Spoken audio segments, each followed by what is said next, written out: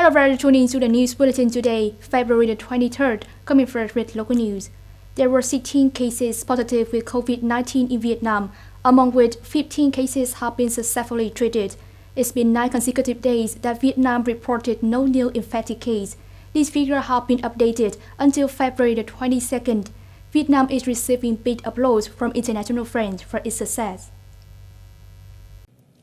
According to Dr. John Blanford, Country Director of the U.S. Centers for Disease Control and Prevention, CDC in Vietnam, it's really impressive when Vietnam can put a stop to the disease spreading, so that only 16 infected cases were reported among a population of 100 million. Moreover, it's important that Vietnam's health system is able to provide treatment to infected patients without causing the infection to medical staff or other patients in the same facility. In terms of communication to the public, Vietnam had taken an active approach when sending messages to each mobile subscriber to frequently update the disease situation. This made the public feel more reassuring since they were provided measures to proactively protect themselves and their families. The operation of e-government and digital authority across the country has been expected to gain more achievements in this year 2020. At the meeting of the National Committee on E-Government to review its performance in 2019, Prime Minister Nguyễn Xuân Phúc emphasized that an effective e-government will help prevent COVID-19 disease. Electronic documents now reach over 85%. The rate of online public services in the sectors of taxation and customs is nearly 100%. Digital technology allows people to limit the contact with others in crowded places while ensuring their operation activities.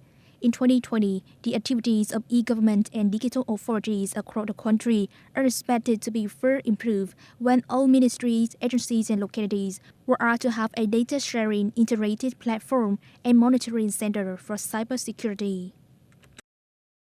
The Ministry of Agriculture and Rural Development warned that the phenomenon of saltwater intrusion may occur seriously in late February and mid-March this year. This is more severe than the saltwater intrusion last time. Until now, there are roughly 30,000 hectares of paddy fields in the Mekong Delta being damaged by the combination of salinity intrusion and drought. The affected area accounts for 7% of the farming area in the winter-spring crop. As reported, concentration of salinity in rivers is now declining, however not remaining long.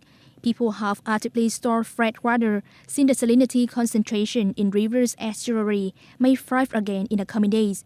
According to the National Center for Hydrometeorological Forecasting, due to the impact of tides, the concentration of salinity in Mekong Delta rivers probably increased starting from February 23rd to 25th.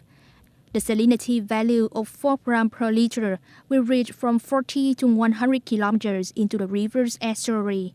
Then from February the 26th to the 29th, the saltwater intrusion will gradually reduce and remain until March the 9th. After that, Mekong Delta may face a more severe drought and saltwater intrusion around middle of March. World news. Japan yesterday called on G20 countries to ramp up spending to help the global economy, which has been affected by the COVID-19 outbreak. Speaking to reporters after the meetings with G20 finance ministers and central bank governors, Japanese Finance Minister Taro Aso said when the global economy is taking risks, Japan hopes other countries can apply a breakthrough fiscal plan. Earlier on the same day, finance leaders of the world's top 20 economies kicked off their meeting in the Saudi Arabian capital of Riyadh. Representatives of G20 state members put on the table ways to achieve a fairer global taxation system for the digital era, as well as an action plan to shield the world economy from the fallout of the COVID-19 epidemic. Tension in Afghanistan is now reducing. Acting Defense Minister Asadullah Khalid said violence from Taliban has significantly dropped since the 7-day truce agreement went into effect as from midnight of February the 21st. Acting Defense Minister Khalid believes some clashes in Afghanistan northern province of Pak happened recently, probably due to the message of ceasefire was not sent to the gunmen on time. The United States last Friday announced they have reached an agreement with Taliban to reduce the violence in Afghanistan, by which the long-awaited peace deal will be concluded in February the 29th if there is no significant clashes during a week-long reduction in violence. Scott Miller, the commander of the U.S.-led international force in Afghanistan, in a press briefing with Afghanistan security officials, said this agreement is a huge change for peace and completely subject to Taliban forces to reach its final objectives.